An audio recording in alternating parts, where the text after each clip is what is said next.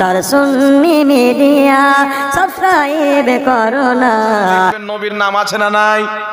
নামাজের মধ্যে নামাজ পড়ছে বেচারা, নামাজের মধ্যে নবীর নাম আছে না নাই? কোরআনের নবীর নাম আছে না নাই? ঈদের নামাজে আছে না নাই? বকরি ঈদ, কুরবানির ঈদ সব ঈদ আছে না নাই? জানাজার নামাজে আছে না নাই?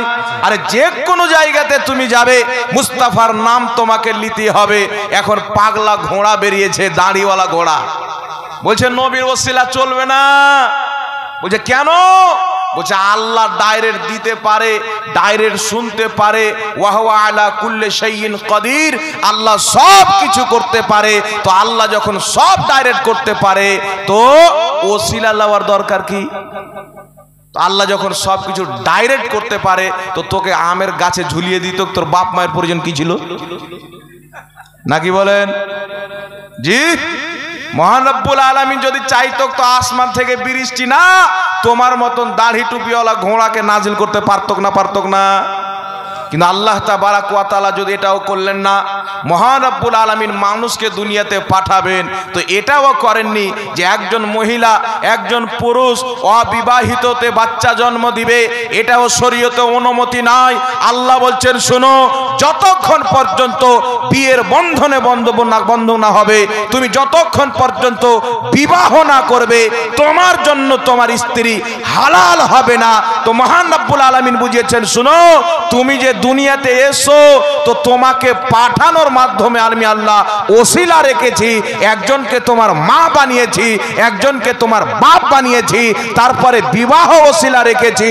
যারা বিবাহর মাধ্যমে বিবাহর ওসিলাতে বিয়ে শাদী করার পর ওসিলা নিয়ে বাচ্চা নেয় তাকে হালাল জাদা বলা হয়, আর যারা বিনা বিবাহতে বিনা ওসিলাতে বাচ্চা নেয় তাকে জারো সন্তান বলা হয়। তাহলে ওই মৌলবীর অবস্থা কি হবে চিন্তা করেন। জি, মানুষ দুনিয়াতে আসে নবীর শান বয়ান করার জন্য। এ ঘোড়া দাড়ি ছেড়েছে, টুপি পড়েছে, মাদ্রাসায় পড়েছে রাসূলুল্লাহর খোট বের করার জন্য। এর কপালে দুনিয়াতেও লাত, আখেরাতেও লাত, ঠিক না বেঠিক? এই জোরে বলেন না। তাই বেরাদর ইসলাম একটি কথা মনে রাখবেন, যেই মৌলবী বলছে ওসিলা চলবে না, আচ্ছা বলেন আল্লাহ ডাইরেক্ট করতে পারলি যে করবে এটা কোনো গ্যারান্টি না, নাকি বলেন? কারণ আল্লাহ ডাইরেক্ট বাচ্চা পাঠাতে পারে না, মানুষ পাঠাতে পারে কি পারে না? জোরে বলেন। ডাইরেক্ট পারে, আল্লাহ ক্ষমতামান, কিন্তু আল্লাহ আমাদেরকে ডাইরেক্ট পাঠাননি। এর মানে কি বলবে তুমি, নাকি বলেন? ও মৌলবী যুক্তি দিচ্ছে ডাইরেক্ট দিতে পারে, ডাইরেক্ট সব করতে পারে, তো ওসিলার কি প্রয়োজন? তো ডাইরেক্ট যখন সব হবে তো বিয়ে করার প্রয়োজন কি? কি বলেন? ডাইরেক্ট যখন সব হয়ে যাবে তাহলে বিয়ে শাদীরও তো প্রয়োজন থাকতো না, কুত্তা বিল্লির মতন বাচ্চা জন্ম করতেন নাকি? তাই একটি কথা মনে রাখবেন, ডাইরেক্ট ওয়ালা হচ্ছে শয়তান। আমার রব্বুল আলামিন আদম আলাইহিস সালামকে সৃষ্টি করে বললেন উসজুদু লি আদামা, আদমকে সাজদা করো। পবিত্র কোরআন পাকে আল্লাহ বলছেন আদমকে সাজদা করো, ফাসাজাদু, সবাই সাজদা করলো, ইল্লা ইবলিস, ইবলিস সাজদা করলো না। কেন জানেন? প্রত্যেক সাহাবা যাদেরকে সাজদা করতে বলা হয়েছিল, প্রত্যেক ফেরেশতা, যেই ফেরেশতাকে সাজদা করতে বলা হয়েছিল এবং তিনাদের মধ্যে একজন জিন্নাত ছিল, শয়তান ইবলিস ছিল, তখন ওই ব্যক্তি ভালো মানুষ ছিল, ভালো জিন্নাত ছিল। আল্লাহ তাবারাক ওয়া তাআলা বললেন শোনো ইবলিস, তুমি 6 কোটি বছর আমার ইবাদত করেছো, 1 বছর 2 বছর না, 6 কোটি বছর ইবাদত করেছো। এখন আদমকে সাজদা করো। তুমি যদি আমার ইবাদত তো 6 কোটি বছর করেছো, আদমের ওসিলা যদি ধরতে পারো, আমি রব্বুল আলামিন তোমার নামাজগুলির হেফাজত করে নেব। জোরে বলেন সুবহানাল্লাহ। তোমার নামাজের হেফাজত করে নিব। আর তুমি যদি বলো ওসিলা নিব না, ডাইরেক্ট আল্লাহ, তাহলে নামাজও চলে যাবে, তোকে ইবলিস বানিয়ে দেবো। ওয়া কানা ওয়াস্তাকবারা মিনাল কাফিরিন, তুমি কাফিরদের মধ্যে হয়ে যাবে। কি দেখা গেল? জিবরিল, মিকাইল, ইসরাফিল, ইসরাইল, মালিক, রিজওয়ান, জান্নাত যত ফেরেশতা আছে আল্লাহর হুকুম পেয়ে সাজদায় পড়ে গেল। কারণ জিবরিলের আকীদা, মিকাইলের আকীদা, ইসরাফিলের আকীদা, প্রত্যেক ফেরেশতা জানেন আল্লাহকে ইবাদত করেছি, আল্লাহর সাজদা করেছি, আল্লাহর পূজা করেছি, আল্লাহ তাবারাক ওয়া তাআলার ইবাদত তাসবিহ তাহলিল করেছি। কিন্তু মহান রব্বুল আলামিন আদমকে সাজদা করতে বলেছে। ইনি হচ্ছেন আল্লাহর পয়গম্বর, ইনি হচ্ছেন আল্লাহর নাইব খলিফাতুল্লাহ হয়ে ইনাকে জমিনে পাঠা হবে। আল্লাহু আকবার কবীরা। সমস্ত ফেরেশতা বিশ্বাস করলেন যদি নবীর ওসিলা না নেওয়া হয় সব বরবাদ হয়ে যাবে। জিবরিল মিকাইল সমস্ত ফেরেশতা সাজদায় পড়ে গেল। মহান রব্বুল আলামিন তাদের মর্যাদা বাড়িয়ে দিল। বলেন সুবহানাল্লাহ। সুবহানাল্লাহ সুবহানাল্লাহ। আর ইবলিস বলছে আমার দরকার নাই। আল্লাহ 6 কোটি বছর তোমার সাজদা করেছি, তোমার ইবাদত করেছি, সব করেছি, তুমি ছাড়া করির প্রয়োজন নাই। ডাইরেক্ট আল্লাহ, জি ডাইরেক্ট আল্লাহ। তো আল্লাহ বলছে শুনো, যারা আমার নবীর মাধ্যম বাদ দিয়ে, নবীর ওসিলা বাদ দিয়ে, নবী মানা বাদ দিয়ে ডাইরেক্ট আল্লাহ বলে আমি মহান রব্বুল আলামিন দুনিয়াতে মানুষ পাঠার পূর্বে তোকে আমি পাঠা বানিয়ে দেব, শয়তান বানিয়ে দেব। তাই মহান রব্বুল আলামিন 6 কোটি বছরের ইবাদতকারী যে জান্নাতে যখন চাইতো চলে যেত, যখন চাইতো বেরিয়ে চলে আসতো। 6 কোটি বছরের ইবাদত, যার প্রত্যেকটি ইবাদত আল্লাহ কবুল করে নিয়েছিলেন। আল্লাহু আকবার কবীরা। আদম নবীর সম্মান না করার কারণে, ডাইরেক্ট আল্লাহ আল্লাহ করার কারণে মহান রব্বুল আলামিন তাকে শয়তান বানিয়ে দিয়েছে। জোরে বলেন ঠিক না ঠিক? শয়তান বানিয়ে দিয়েছে। তো 6 কোটি বছরের ইবাদতকারী ফেরেশতাদের শিক্ষক হয়ে জান্নাতি হয়ে যদি আল্লাহ পাক আদম নবীর সম্মান না করলে, আদম নবীর ওসিলা না নিলে জান্নাত থেকে বের করে এমন ভাবে চালিয়ে দেয় তাকে কিয়ামত পর্যন্ত মানুষ শয়তান বলে জানবে। আজকে যারা বলে নবীর ওসিলা লাগবে না, নবীর প্রয়োজন পড়বে না, ডাইরেক্ট আল্লাহ আল্লাহ করো, তোমরা শরীয়ত নিয়েছো শয়তানের শরীয়ত, সুন্নি জামাত শরীয়ত নিয়েছে, প্রত্যেক মালায়েকা প্রত্যেক ফেরেশতার শরীয়ত। বলেন সুবহানাল্লাহ সুবহানাল্লাহ। তো কাদের নারে তাকবীর, নারে তাকবীর, নারে রিসালাত, নারে রিসালাত, নারে हैदारी, नारे हैदारी, मसलाके आला हजरत, मसलाके आला हजरत, नारे तकबीर, नारे रिसालत। তো অবস্থা কি হবে দেখে নিবা মরার পর। জি আমি আপনাদের সম্মুখে দুটি হাদিস শোনাবো। একটি হাদিস ইমাম হাইসামি রাহমাতুল্লাহ আলাইহি মাজমাউজ জাওয়াইদের মধ্যে লিখেছেন। এই হাদিসের প্রত্যেকটা বর্ণনাকারী সহিহ বিশুদ্ধ বর্ণনাকারী। আমার আপনার নবীর চাচি হযরতে আলী রাদিয়াল্লাহু তাআলা আনহুর মা জানাবে আবু তালিবের স্ত্রী যখন ইন্তিকাল করেছেন, আমার আপনার নবী তিনাকে কবরে রাখার পর, মাটি দেওয়ার পরে মহান রব্বুল আলামিনের নিকটে দোয়া করছেন, আল্লাহ তুমি আমার মায়ের কবরকে প্রশস্ত করে দাও, তার মাগফিরাত করে দাও, বিহাক্কে নবিয়্যিকা, তোমার নবী মুহাম্মাদের ওসিলায়, ওয়াল আম্বিয়া, প্রত্যেক সমস্ত নবীর ওসিলায়। সুবহানাল্লাহ বলেন। প্রত্যেক সমস্ত নবীর ওসিলায়। তাহলে নবীগণের মরার পরে, ইন্তিকালের পরে, নাউজুবিল্লাহ আমরা তো মরা বলি না, নবীগণের ইন্তিকালের পরে তিনাদের ওসিলা নামা যদি নাজায়েজ বিদআত শিরক হয়ে যায়, তাহলে নবীর চাইতে এরা 1 ইঞ্চি শরীয়ত বেশি বুঝে। জি আমার নবী নিজেই বলছেন বিহাক্কে নবিয়্যিকা ওয়াল আম্বিয়া, তোমার নবী অর্থাৎ আমার ওসিলায়, ওয়াল আম্বিয়া পূর্বের সমস্ত নবীর ওসিলায়। নবী হচ্ছে 1 বচন, আম্বিয়া হচ্ছে বহু বচন, প্রত্যেক নবীর ওসিলা দিলেন। আমার আপনার নবী বলছেন আল্লাহ আদম তো ইন্তিকাল করেছেন, ইব্রাহিম ইন্তিকাল করেছেন, কিন্তু আমার নবী বলছেন শুনেন, মুসনাদে আবু ইয়ালার মধ্যে হাদিস, রাসূলে পাক সাল্লাল্লাহু আলাইহি ওয়াসাল্লাম বলছেন, কি বলছেন, আল আম্বিয়াউ আহয়াউন ফি কুবুরিহিম ইউসাল্লুন, আল্লাহর প্রত্যেক নবী কবরে জিন্দা, তারা নামাজ আদায় করে। সুবহানাল্লাহ সুবহানাল্লাহ সুবহানাল্লাহ বলবেন না? তারা নামাজ আদায় করে। তো মুহাম্মদ রাসূলুল্লাহ সাল্লাল্লাহু আলাইহি ওয়াসাল্লাম ইন্তিকালের পরে নবীগণের ওসিলা নিয়েছেন। এইবার চলে আসেন তাবরানী শরীফের মধ্যে ইমাম তাবরানী হাদিসটিকে উল্লেখ করেছেন। এই হাদিসটিও সহিহ হাদিস। রাসূল পাকের একজন সাহাবী নিজে নবী পাক সাল্লাল্লাহু আলাইহি সাল্লামের ইন্তিকালের পর উসমানে গনি রাদিয়াল্লাহু তাআলা আনহুর খেলাফতের জামানায় তিনি নবী পাকের ওসিলা দিয়ে দোয়া করেছেন। একটু জোরে বলতে হবে সুবহানাল্লাহ। সুবহানাল্লাহ। তাহলে সাহাবার ইসলাম হচ্ছে নবীগণের ওসিলা কায়ামত পর্যন্ত চলবে, কায়ামতের ময়দানেও চলবে। মুহাম্মদ রাসূলুল্লাহর ইসলাম হচ্ছে নবী পাকের ওসিলা চলছে, কায়ামতের ময়দানেও চলবে। তো আপনারা সাহাবার ইসলাম নেবেন, নবী পাকের ইসলাম নেবেন না আজকের ইহুদির এজেন্টের ইসলাম নেবেন, আমেরিকার দালালের ইসলাম নেবেন, ইসরায়েলের দালালের ইসলাম নেবেন?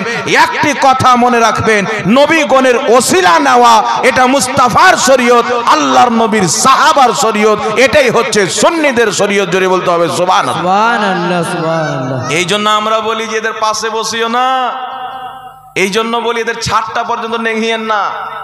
এরা নবীর শরীয়তকে পর্যন্ত ভুল বলে, সাহাবার করা আমলকে ভুল বলে। জি, তার কারণে আমরা বলি শুনেন, এরা পর্দার আড়ালে মানুষকে বলে কোরআন আর সহিহ হাদিসে আমরা আমল করি। আমল ওটাই করতে হবে যেটা নবী পাক করে। তো নবী পাক ওসিলা নিয়েছে, তোর আমল কোথায় গেল? তুই বলছিস যে শিরিক ওসিলা নেওয়া, তো তোর আকীদা অনুযায়ী তো নবী পাক শিরিক করেছেন। তো যেই ব্যক্তির ফাতোয়া অনুযায়ী আমার নবী নিজে মুশরিক প্রমাণিত হয়, আল্লাহর নবীর সাহাবা মুশরিক প্রমাণিত হয়, ওরা কোনোদিন মুসলমান হতে পারে? এই জোরে বলেন। তো এদের ফাতোয়া অনুযায়ী নবীও শিরিক করেছেন, সাহাবাও শিরিক করেছেন, আর এ বেটা নিয়ে এসে শরীয়ত নতুন। একবারে মানুষকে বলে আমরা সহিহ হাদিসের উপর আমল করি। একদিন সামনে বসে যাও বেটা, তাহলে বুঝে নিবে তুমি কত সহিহ হাদিস জানো, তোমার ভাঁড়ে কত তেল আছে। জি, তাই একটি কথা মনে রাখবেন, নবী পাকের ওসিলা চলবে। আহলে সুন্নাত ওয়াল জামাত কাউরির পাপের দিনকে মানে না, রাসূলের পাকের দিন মানে। জোরে বলতে হবে সুবহানাল্লাহ, সুবহানাল্লাহ, সুবহানাল্লাহ। আর যারা এদের কথা শুনে আমি আকীদা বানিয়ে নিয়েছে, ওসিলা চলবে না, নবীর ওসিলা চলবে না, সাহাবার ওসিলা চলবে না, আল্লাহর কসম খেয়ে বলি এরা মুহাম্মদ রাসূলুল্লাহর দিনকে মানে না, এরা সাহাবায়ে কেরামের দিনকে মানে না। যখন আমার আপনার নবী জান্নাতি জাহান্নামের পরিচয় করিয়েছিলেন, তিরমিজি শরীফের মধ্যে হাদিস, আমার নবী বলেছিলেন আমার উম্মতের মধ্যে, বনি ইসরাইলের উম্মতে ৭২টি দল হয়েছিল, আমার উম্মতের মধ্যে ৭৩টি দল হবে। কুল্লুহুম ফিন্নার, সমস্ত দল জাহান্নামে যাবে, ইল্লা মিল্লাতান ওয়াহিদা, একটি জামাত জান্নাতে যাবে। মানা আলাইহি ওয়া আসহাবি, যে আমার তরিকাতে আমার সাহাবার তরিকাতে চলবে তারাই হবে জান্নাতি। সুবহানাল্লাহ, সুবহানাল্লাহ, আল্লাহু আকবার। তো আমরা যখন খুঁজি, নবী পাক ওসিলা নিয়েছেন, সাহাবা ওসিলা দিয়ে দোয়া করেছেন। এক দল বলছে নবীর ওসিলা চলবে না, ওলির ওসিলা চলবে না, সাহাবার ওসিলা চলবে না। আরেক দল বলে নবীর ওসিলা চলবে, ওলির ওসিলা চলবে। কি বুঝতে পারলেন? একজন নবীর দিন প্রচার করছে, সাহাবার দিন প্রচার করছে, একদল নবীর দিন মিটাচ্ছে, নিজের বাপের দিন প্রচার করছে, সাহাবার দিন মিটাচ্ছে, ইহুদির দিন প্রচার করছে। এখান থেকে বুঝে নিতে হবে যারা মুস্তাফার দিনে চলবে, সাহাবার ফতোয়া অনুযায়ী চলবে, তারাই হলো জান্নাতি। যারা নবীর করা আমলকে, সাহাবার করা আমলকে বিদাত বলবে, শিরিক বলবে, নাজায়েজ বলবে, এ তো মুসলমানই না, তো জান্নাতি হওয়া দূরেই থাক। জি, এ তো মুসলমানই না। একজন আমাকে ফোন করে বলছে, আপনি তো খুব বক্তব্য দিচ্ছেন, আপনার সঙ্গে বাহাস করব। কি বিষয়ে বাহাস করবে? বলছে মিলাদ করা যাবে কিনা, ক্যাম্প করা যাবে কিনা, মরা মানুষের নামে খাওয়া দাওয়া করা যাবে কিনা। তো আমি বললাম এইগুলো তো মুসলমানের বিষয়, আগে তোমাকে নিজেকে মুসলমান প্রমাণ করতে হবে। বলছে কেন? আমি বলছি তোমরা ওয়াহাবি মতে বিশ্বাসী, তো তোমাদেরকে আমরা মুসলমানই মনে করি না। জি, কেন করেন না? আমি বলছি ওসিলা নেওয়া কি? বলছে শিরিক। তো আমি বললাম নবী পাক ওসিলা নিয়েছেন, মাজমাউ জাওয়াইদের মধ্যে হাদিস, সাহাবা ওসিলা নিয়েছেন, তাবরানী শরীফের মধ্যে হাদিস, আর দুটোই সহিহ হাদিস। তাহলে তোমাদের ফাতোয়া অনুযায়ী নবী পাক শিরিক করেছেন, সাহাবা শিরিক করেছেন, নাউজুবিল্লাহ বলেন। তো তোমাদের ফাতোয়া অনুযায়ী যদি সাহাবা শিরিক করে থাকে, নবী শিরিক করে থাকে, তো আমরাও শিরিক করছি আলহামদুলিল্লাহ। তো নবীর আমল করনেওয়ালা জান্নাতে যাবে, সাহাবার আমল করনেওয়ালা জান্নাতে যাবে। কিন্তু আপনি চিন্তা করেন, এই গাধার দল বেরিয়েছে। জি, একে কোরআন থেকে দলিল দিবেন, ইয়া আইয়ুহাল্লাযীনা আমানুত্তাকুল্লাহা ওয়াবতাগু ইলাইহিল ওয়াসিলা, হে ইমানদার আল্লাহকে ভয় করো, আল্লাহর নিকটে ওসিলা পেশ করো। বলবে হুজুর এটা নবীর ওসিলা না, কিসের ওসিলা? বলবে নামাজের ওসিলা, রোজার ওসিলা, হজের ওসিলা, যাকাতের ওসিলা। আমি বলবো নামাজ বড় না নবী বড়? জোরে বলেন। রোজা বড় না নবী বড়? হজ বড় না নবী বড়? যাকাত বড় না নবী বড়?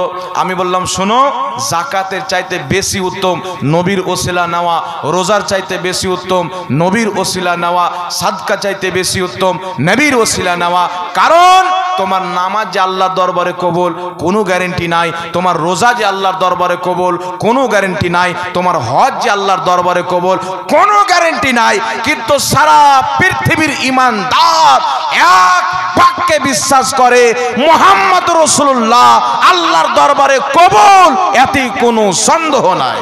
সুবহানাল্লাহ সুবহানাল্লাহ। আমি দিলাম নামাজের ওসিলা, আমার নামাজ যদি কবুল না হয়ে থাকে দোয়া কবুল হবে? কথা বলেন। আমি দিলাম রোজার ওসিলা, আমার রোজা যদি কবুল না হয়ে থাকে দোয়া কবুল হবে? ওর ওসিলা কবুল হবে? সারা জীবন সুদ খেলো, মস্তানি করে খেলো, লুটমার করে খেলো, গিয়েছে হজ করতে বাপের বেটা, ওর হজের ওসিলা দিয়ে দোয়া হবে? এই জোরে বলেন না। তো কার হজ কবুল হলো, কার নামাজ রোজা কবুল হলো কিনা গ্যারেন্টি নাই। তো গ্যারেন্টি নাই, তোমার ওসিলা দিয়ে দোয়া করলে যে কবুল হবে তারও গ্যারেন্টি নাই। কবুল নামাজ থাকলে তার ওসিলা দিয়ে দোয়া কবুল, কিন্তু নামাজ যদি কবুল না থাকে তার ওসিলা দিয়ে দোয়া কবুল হবে না। কিন্তু মুস্তাফা জানে রহমত আল্লাহর দরবারে কবুল, সুন্নি তো মানে ওয়াহাবিও মানতে বাধ্য। তাহলে বুঝা কি গেল, মুহাম্মদ রাসূলুল্লাহর ওসিলা দিয়ে দোয়া করা গেলে এই দোয়াটা আল্লাহ কোনোদিন ফিরিয়ে দিবে না। বলেন সুবহানাল্লাহ সুবহানাল্লাহ সুবহানাল্লাহ। এখন তো অনেক লোক দোয়া নিয়েও ঝামেলা করে, ওই যে নামাজের পরে দোয়া চলবে না, জানাজার পরে দোয়া চলবে না। আমি বললাম না, যারা নিজে কাজকে আহলে হাদিস বলে আল্লাহর কসম খেয়ে বলি এদের কাছে নবীর দিন চুল পরিমাণেও নাই। নাই, এদের যত দিন আছে সব আমেরিকা ইসরায়েলের দালাল মোহাম্মদ বিন আব্দুল ওয়াহাব নজদির দেওয়া দিন। জি, মাত্র 8 ঘন্টা বক্তব্য শুনে একবারে দুধ কা দুধ পানি কা পানি হয়ে যায়গা। জি, আমার দিকে লক্ষ্য করেন, এরা জাতিকে বুঝিয়েছে প্রথমে নামাজের পরে কোনো দোয়া চলবে না। বুঝাইছে কি বুঝায়নি? এই জোরে বলেন না। এরা না কোরআনের দিন মানে না হাদিসের দিন মানে। এখন সর্বপ্রথম ইসলামের দলিল কোরআন। কোরআনকে বলো যে এই কোরআন তুমি বলো নামাজের পরে দোয়া চলবে কি চলবে না। তো কোরআন বলছে ফাইদা ফারাগতা ফানসাব। আল্লাহ বলছে মাহবুব তুমি যখন নামাজ থেকে ফারিগ হবে ফানসাব, দোয়াতে পরিশ্রম করো। জোরে বলেন না সুবহানাল্লাহ সুবহানাল্লাহ। হযরত আব্দুল্লাহ ইবনে আব্বাস কোন ইমামের তাফসীর করা না, কোন আপনার মুহাদ্দিসের তাফসীর করা না, কোন মুফতি মৌলবীর তাফসীর করা না। ফাইদা ফারাগতা ফানসাব, কোরআন পাকের এই আয়াতের তাফসীর জগৎ বিখ্যাত সাহাবী আব্দুল্লাহ ইবনে আব্বাস তাফসীর ইবনে আব্বাসের মধ্যে করছেন। আল্লাহ পাক বলেছেন ফাইদা ফারাগতা ফানসাব, এর অর্থ হচ্ছে তোমরা যখন ফরজ নামাজ আদায় করে নিবে সঙ্গে সঙ্গে দোয়াতে ব্যস্ত হয়ে যাও। সুবহানাল্লাহ সুবহানাল্লাহ। তাহলে এরা কোরআন মানে ফরজ নামাজ পর দোয়া চলবে না, কোরআন বিরোধী ফতোয়া কি ফতোয়া না? একটু জোরে বলতে হবে। কোরআন বিরোধী হলো কি হলো না? এইবার বলবে যে দোয়া তো আছে কিন্তু হাত উঠিয়ে করা যাবে না। আমাকে একজন বলছে হুজুর বলে হাত উঠিয়ে দোয়া করা যাবে না। একটা লোক আমাদের দিকে বলেছে, আমি বললাম ওর পা দুটাকে বেঁধে পাংখাতে বাঁধবে আর মাথাটাকে পায়ের নিচে করবে আর বলবে আপ তুই পা উঠিয়ে দোয়া কর। না, হাত উঠিয়ে করবে না তো পা উঠিয়ে কর না। কি বলছেন? বলছে হাত উঠিয়ে দোয়া নয়। শোনো, হাত উঠিয়ে দোয়া করার 7টি হাদিস আমার ক্ষুদ্র জ্ঞানে আমি পেয়েছি। কটি? 7টি হাদিসের মধ্যে 3টি সহিহ হাদিস আমি পেয়েছি। সুনানুল কুবরা লিল বাইহাকি যে কিতাবটি আমার কাছে আছে আলহামদুলিল্লাহ, সেই কিতাবের মধ্যে রাসূল পাকের হাদিস, নবী পাক ফরজ নামাজ আদায় করতেন, সাহাবার দিকে মুখ করে 2 হাত তুলে দোয়া করতে ব্যস্ত হয়ে যেতেন। সুবহানাল্লাহ বলবেন না? সুবহানাল্লাহ। জি। এইবার বলবে হুজুর তাহলে হাত তুলেও তা আছে কিন্তু একা একই করতে হবে, সবাই মিলে করা হবে না। বুঝতে পারছেন কত রকম চোর এরা? দেখেন বলছে সবাই মিলে করা যাবে না। শোন, নাম দিয়েছ আহলে হাদিস, কোরআন তো জানো না, হাদিস তো জানো, নিজের বাপেরও কিতাব পড়ো না। তোমাদেরই বাপ ইবনে কাসির ইবনে তাহমিয়ার ছাত্র নিজের কিতাব আল বেদায়া ওয়ান নিহায়ার মধ্যে লিখেছে। ইমাম তাবরি রাহমাতুল্লাহ আলাইহি তারিখে তাবরির মধ্যে সনদ সহ হাদিসটি লিখেছেন। হাদিসটি কি? হাদিসটি হচ্ছে নবী পাকের প্রিয় সাহাবী হযরতে আলাম হাজরামি রাদিয়াল্লাহু তাআলা আনহু, বিখ্যাত সাহাবী মুহাম্মদ রাসূলুল্লাহর প্রিয় সাহাবী, আপনার ময়দানে গিয়েছেন, মরুভূমি এলাকাতে রাত্রি কাটাচ্ছেন, কাটিয়ে দেখছেন সকালবেলা নামাজ পড়তে উঠবে ভোরের বেলা, একটা উট নাই। যত উটে সাফার করে গিয়েছেন সব সাওয়ারি চলে গেছে, গায়েব হয়ে গেছে, সামান টামান কিছু নাই, হারিয়ে গিয়েছেন। ইনারা ফজরের নামাজ আদায় করলেন। ফজরের ফরজ নামাজ আদায় করার পর হযরতে আলা বিন হাজরামি রাদিয়াল্লাহু তাআলা আনহু আল্লাহ তাবারাক ওয়া তাআলার দরবারে নিজের 2খানা হাত তুললেন। তিনার সঙ্গে সঙ্গে যত সাহাবা ছিলেন সবাই হাত তুললেন, এত লম্বা দোয়া করলেন, সূর্য বেরিয়ে চলে আসলো। আল্লাহ তাদের দোয়া কবুল করে তাদের হারানো ওট এবং সামানগুলি সব ফিরিয়ে দিল।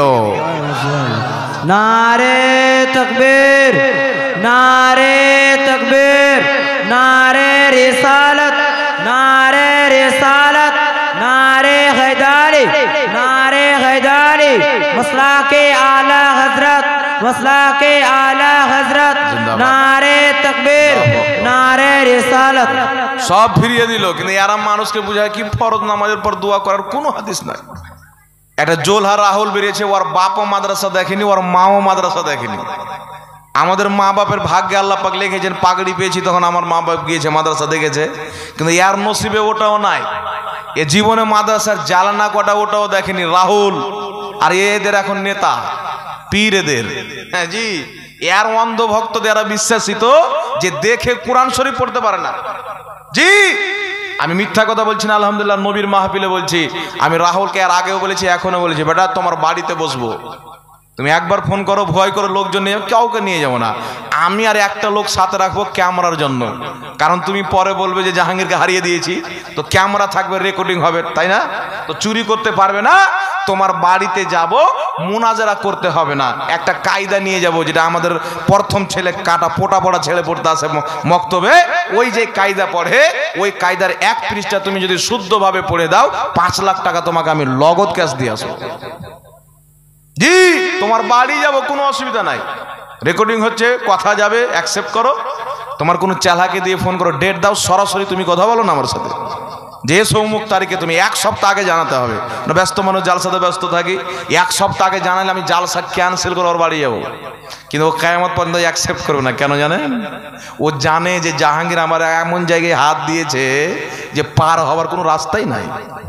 জি, যে কায়দা পড়তে পারে না, আজকে এদের ইয়ে মুহাদ্দিস, সূরা ফাতিহা পড়ার ঢং নাই, খুতবা পড়ার ঢং নাই, আর এ আজকে এদের মুহাদ্দিস। তাই মৌলবি না বলে, শেখ না বলে বলছে ব্রাদার রাহুল। জি, ব্রাদার রাহুল, ওর বাপও বলছে ব্রাদার রাহুল, ওর মাও বলছে ব্রাদার রাহুল। জি, তো এইরকম জোলহা ব্যক্তি বলছে আল্লাহর নবী ফজরের ফরজ নামাজের পরে দোয়া করেছেন, কিন্তু হাত তুলে দোয়া করেননি। কটা হাদিস নিবি বেটা? তোর দৌড় কত দূর আছে? তুই তো বহরমপুর বাদে কিছু দেখিসনি, তো কলকাতার খবর কি করে দিবি? কটা হাদিস পড়েছিস তুই? শোন, নবী পাক ফরজ নামাজের পরে হাত তুলে দোয়া করতেন, একটা না দুটা না, যত দুনিয়াতে আহলে হাদিস আছে সবারই কবর দেওয়া যাবে, এত হাদিস আল্লাহর নবীর আছে। বলেন সুবহানাল্লাহ। সুবহানাল্লাহ। ক্ষমতা থাকলে একবার বসেই দেখো না, যারা তাদের অন্ধমকারীর কালকে চায়ের দোকানে বলবে হুজুর কি না কি বলে চলে গেল, তো আমি চলে যাইনি, আলহামদুলিল্লাহ, বেশি দূরে আমার বাড়ি নাই। তোমার রাহুলকে ডাকো, তোমার বাড়িতে বসবে ইনশাআল্লাহ। জি, আমি যদি হাদিস না দেখাতে পারি যেটা চোরের সাজা, সেটা আমার সাজা, আর যদি দেখিয়ে দিই তো কোনো কিছু বলার নাই, তওবা করে পাক্কা মুসলমান হতে হবে, ইহুদি মুসলমান হওয়া চলবে না। জি, তাই ফরজ নামাজের পর হাত তুলেও দোয়া করা যাবে, সম্মিলিত দোয়া করাও যাবে, একা একাও করা যাবে। জোরে বলেন সুবহানাল্লাহ। সুবহানাল্লাহ। আর একটা হাদিস আপনাদেরকে বলে দিই, শুনেন। এইবার কথা হচ্ছে জানাজার নামাজের পরে দোয়ালে ঝামেলা আছে না নাই আপনাদের দিকে? দেখবেন কিছু লোক জানাজার নামাজ পড়া হয়ে গেল, আল্লাহর দরবার 2 হাত তুলে চাচ্ছে। দোয়া করা মানে কি? আল্লাহর কাছে চাওয়া, আল্লাহর কাছে চাচ্ছে। আর কিছু লোককে লজ্জা লাগছে, এরা বলতো খোদার কাছে চাওয়া হারাম, শিরিক, নবীর কাছে চাওয়া শিরিক, এখন আল্লাহর কাছে চাওয়া এদের শিরিক হয়ে গেছে। তাই জানাজার নামাজের পরে দোয়া করবেন, দেখবেন কিছু লোক কুটকি চুলকাতে চুলকাতে বাইরে চলে গেল। জি, কেউ নাকের পোটা ফেলতে বলে, 60 বছরের বুড়া, ওর পোটা বের হয় না, তো এরকম বাইরে চলে যাবে। কিন্তু জানাজার নামাজের পরে যে সাহাবায়ে কেরাম দোয়া করেছেন, তো করা যাবে কি যাবে না? জোরে বলেন। সুনানুল কুবরা লিল বাইহাকি। কেউ যদি বলে যে হুজুর হাদিসটা লিখবো, তো আমার কাছে বক্তব্য শেষ হওয়ার পরে এসো, কালকে পর্যন্ত সারা দিন আছে, আমি হাদিসের ফটো খিচে লাও, আর তোমার অন্ধ শাইখকে পাঠাও।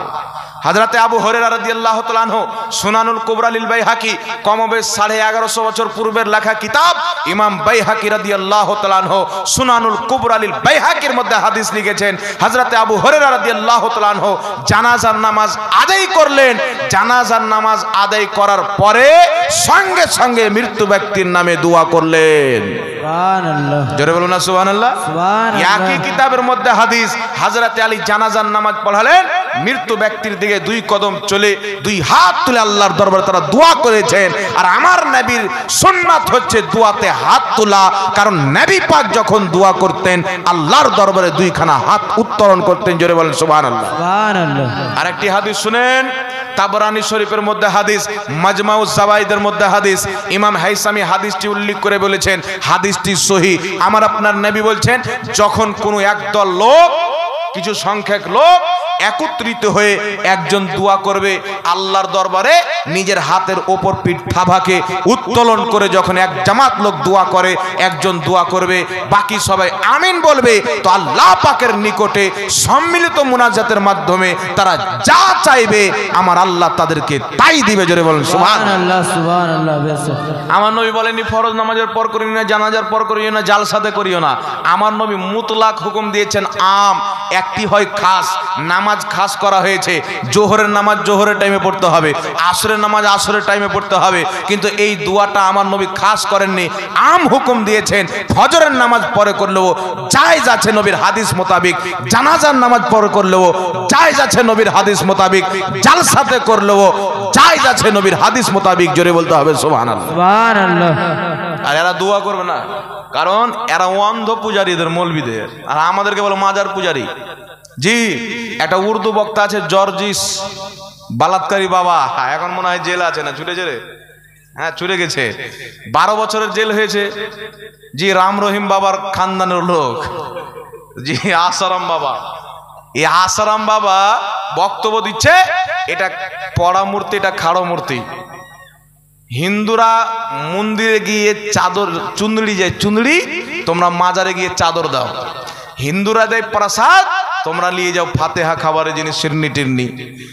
হিন্দুরা মালা চড়ায়, তোমরা ফুল চড়াও। তাহলে খাড়ো মূর্তি পুজনেওয়ালা যদি জাহান নামে যায়, তো পড়া মূর্তি পুজনেওয়ালা জান্নাতে কি করে যাবে?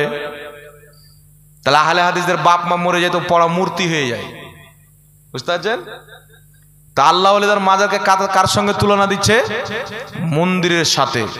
কিন্তু এই বান্দাকে জবাব কিভাবে দিতে হবে? যেইভাবে এ বলেছে ওইভাবে দিতে হবে। কিছু কথা লজ্জার কারণে বলা যায় না। মাজার আর মন্দিরের তফাৎ হচ্ছে যেমন বোন আর স্ত্রীর মধ্যে তফাৎ থাকে, বুঝতে পেরেছেন? মাজারের মধ্যে যে ব্যক্তি আছে আল্লাহর বন্ধু, যার ব্যাপারে আল্লাহ বলছেন, বুখারী শরীফের মধ্যে হাদিস, ইন্নাল্লাহ তাআলা ক্বাল মান আদালি ওয়ালিয়ান ফাকাদ আযানতুহু বিল হার। আল্লাহ বলছে, শুনো, যেই ব্যক্তি আমার ওলির সঙ্গে বুগজ রাখলো, দুশমনি রাখলো, আমি আল্লাহ তার সঙ্গে যুদ্ধ ঘোষণা করলাম। জোরে বলেন সুবহানাল্লাহ। সুবহানাল্লাহ। তাহলে কি বুঝতে পারলেন? আল্লাহর ওলিকে মহাব্বত করতে হবে। আর মন্দিরের ব্যাপারে আল্লাহ বলছেন, মূর্তির আরবি হচ্ছে সানাম। এই সানামের ব্যাপারে আল্লাহ বলেছেন সে হচ্ছে খোদার দুশমন, আল্লাহর দুশমন। যেখানে মূর্তি থাকে, মূর্তি থাকে, সেখানে জেলে আল্লাহর লানাত নাজিল হয়। যেখানে আল্লাহর ওলি শুয়ে আছে, সেখানে গেলে আল্লাহর রহমত নাজিল হয়। যারা রহমতকে আর লানতকে এক বানিয়ে ফেলে, তারা কোনোদিন মুসলমান হতে পারে না। সুবহানাল্লাহ। সুবহানাল্লাহ। কোনদিন মুসলমান হতে পারে না। জি, আমার আপনার নবী সাল্লাল্লাহু আলাইহি সাল্লাম যেই ব্যবহার মা আয়েশার সঙ্গে করেছেন, আপনি আপনার স্ত্রীর সঙ্গে করেন, আপনি নেকি পাবেন, সওয়াব পাবেন। কিন্তু কেউ যদি মা বোনের ব্যাপারে ধারণা করে, গুনাহ হবে কি হবে না? জোরে বলেন। জি, মন্দিরের ব্যাপারে লানাত আছে, কিন্তু আল্লাহ ওয়ালাদের মাজারের ব্যাপারে আল্লাহ কোরআন পাকে কি বলেছেন শুনেন। আল্লাহ বলছেন, ওয়াল্লাযীনা আমানু ওয়া আমিলুস সালিহাতি ফি রাওদাতিল জান্নাহ। আল্লাহ বলছেন, যারা ঈমান এনে ভালো কর্ম করে দুনিয়া থেকে বিদায় নেয়, তারা কবরে, মাটির কবরে থাকে না, তাদের কবরকে আমি আল্লাহ জান্নাতের রওজা বানিয়ে দিই, বাগান বানিয়ে দিই। তো মন্দির হচ্ছে জাহান্নামের টুকরা, আর আপনার আল্লাহ ওলিদের মাজার হচ্ছে জান্নাতের টুকরা। আর জান্নাত আর জাহান্নামকে কোনোদিন এক করা যাবে না। আমার আল্লাহ কোরআন পাকের মধ্যে বলেছেন, লা ইয়াস্তাবি আসহাবুন নারি ওয়া আসহাবুল জান্নাহ। জান্নাতি আর জাহান্নামী কোনোদিন বরাবর হতে পারে না। জোরে বলেন না সুবহানাল্লাহ। সুবহানাল্লাহ। এরা জান্নাতকে আর জাহান্নামকে বরাবর করছে, কোরআনের বিরুদ্ধে হলো কি হলো না? একটু জোরে বলতে হবে। এইবার আপনাদের সম্মুখে আমি 3টা মাসলা নিয়ে আলোচনা করব। একটি হচ্ছে মৃত্যু ব্যক্তির নামে 40 চাহারম। আমাদের মানুষ মরে, আমরা খাওয়া দাওয়ার ব্যবস্থা করি, কোরআন তেলাওয়াতের ব্যবস্থা করি, জালসা জুলুসের ব্যবস্থা করি, আমাদের টাকা দেয়, ঠিক না? কিন্তু কিছু লোকের পেট কামড়ে উঠে যায়, বলেন না, আমার বাপ মরলো, আমি খাওয়া করালাম, আমি 40 করলাম, আমার টাকা গেল, তোর বাপের কি হলো?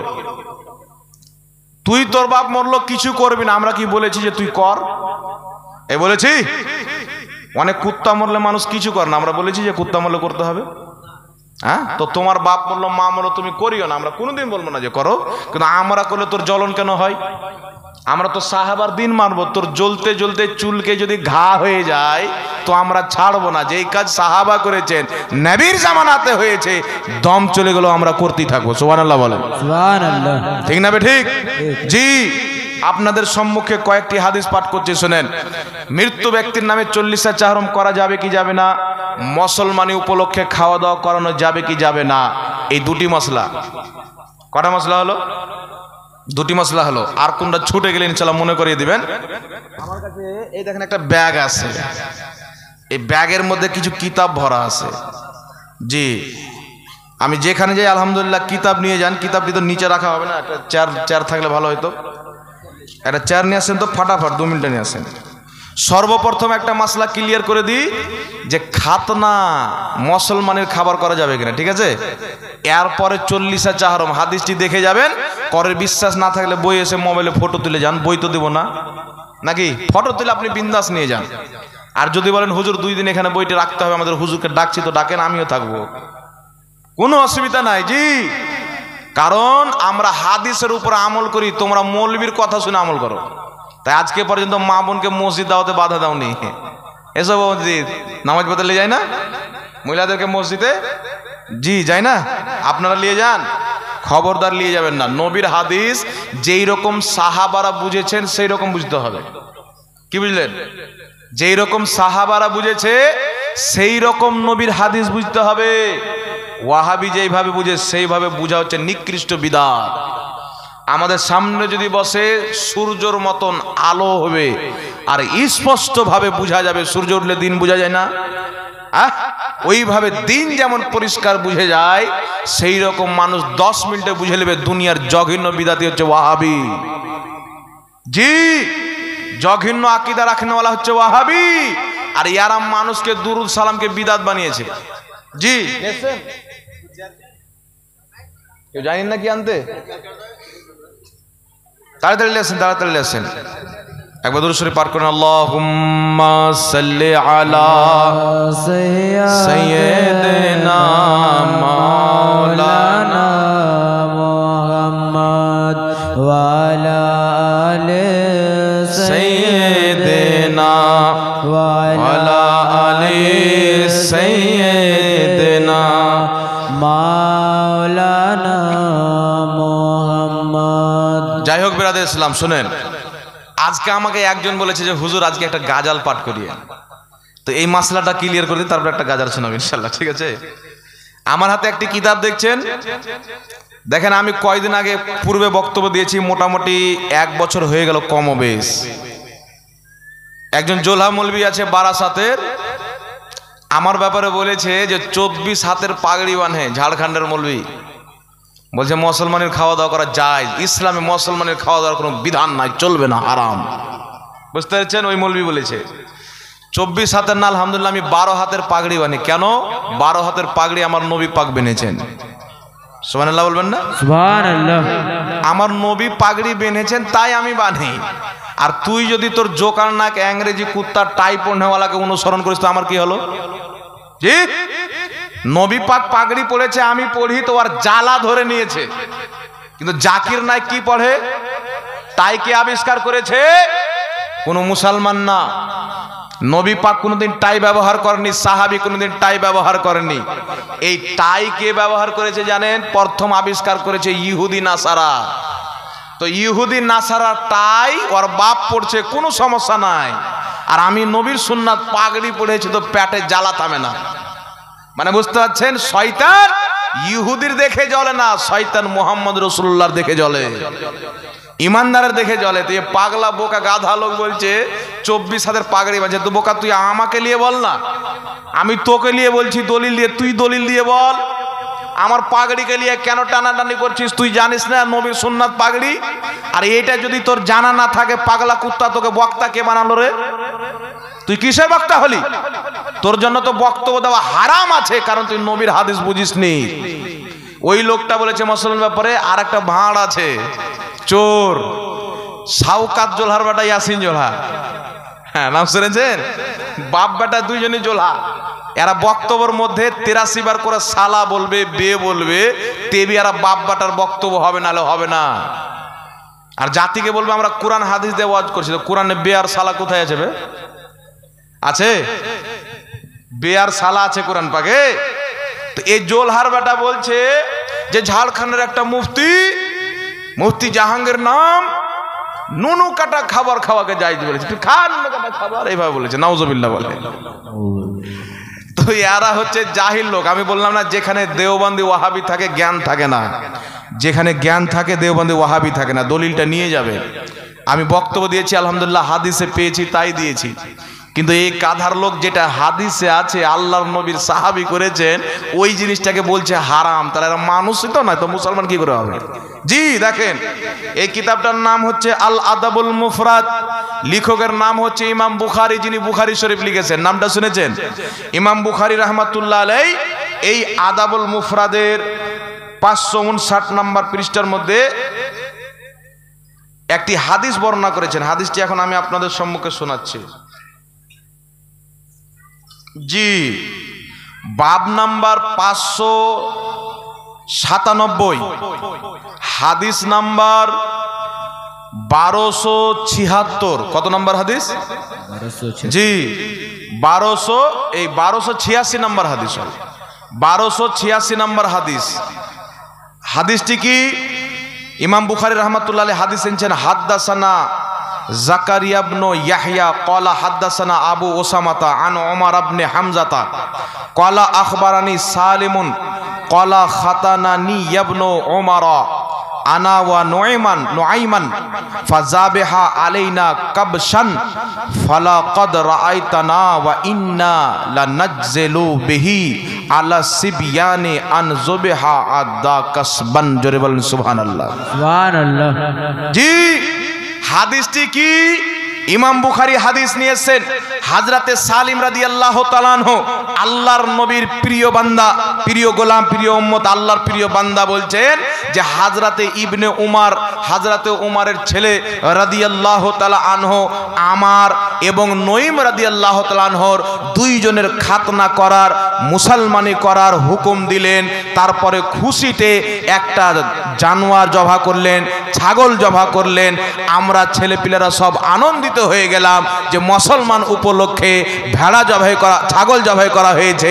আজকে আমরা মুসলমান উপলক্ষে দাওয়াত খাবো। সুবহানাল্লাহ বলবেন না? সুবহানাল্লাহ। এই হাদিসটা আছে আপনার আল আদবুল মুফরাদের মধ্যে। তারপরে মুসান্নাফে ইবনে আবি শাইবা হাদিস নাম্বার 17177। কালকে চায়ের দোকানে কোনো বেটা বলবে যে হাওয়ালা দিয়ে জানি, লে বেটা হাওয়ালা মুসান্নাফে ইবনে আবি শাইবা হাদিস নাম্বার 17170। এই দুটি কিতাবের মধ্যে হাদিস রয়েছেন সাহাবায়ে কেরাম মুসলমানিকে কেন্দ্র করে ছাগল জবাই করে খাওয়া দাওয়ার ব্যবস্থা করেছেন। যেই কাজ সাহাবা করেছেন করা যাবে কি যাবে না? তো সাহাবার দিনকে তাকের উপরে রেখে দিয়েছে, আর সাহাবার করা আমলকে এরা হারাম বানিয়ে নিয়েছে। তাহলে চিন্তা করেন, এরা মুসলমান ইহুদির চাইতেও খারাপ, খ্রিস্টান চাইতেও খারাপ। জি, নবী পাকের সাহাবার কর্মকে যারা হারাম বলে, এ তো মানুষই হতে পারে না, তো মুসলমান কি করে হতে পারে? আরে ভেড়া ইয়াসিন চিল্লা চিল্লা বলছে নাউজুবিল্লাহ। তোর বাপের যদি ক্ষমতা থাকে একটা দলিল নিয়ে আয় যে মুসলমানের খাতনা করে খাওয়া দাওয়া করা যাবে না। তোমার বাপ কি তোর দাদা বেঁচে আছে কিনা কবর থেকে উঠিয়ে নিয়ে আসলেও পারবি না। তো জাহাঙ্গীরের সাথে লাগলে বেটা বুঝে শুনে লাগিস, নাহলে গোষ্ঠী পর্যন্ত উজাড় করে দেবো, বুঝতে পারবি না। হাদিস দিয়ে দলিল দিয়েছি, যদি ক্ষমতা থাকে কোনো ওয়াহাবি মৌলবীর, আমার বেঁচে থাকা পর্যন্ত চ্যালেঞ্জ করছি, একটি হাদিস যদি দেখাতে পারে মুসলমান উপলক্ষে, মুসলমান উপলক্ষে খাতনা উপলক্ষে খাওয়া দাওয়া করা যাবে না, একটা হাদিস যদি দেখাতে পারে 1 লাখ টাকা পুরস্কার দেবো, লিয়েছো যদি হিম্মত থাকে তো।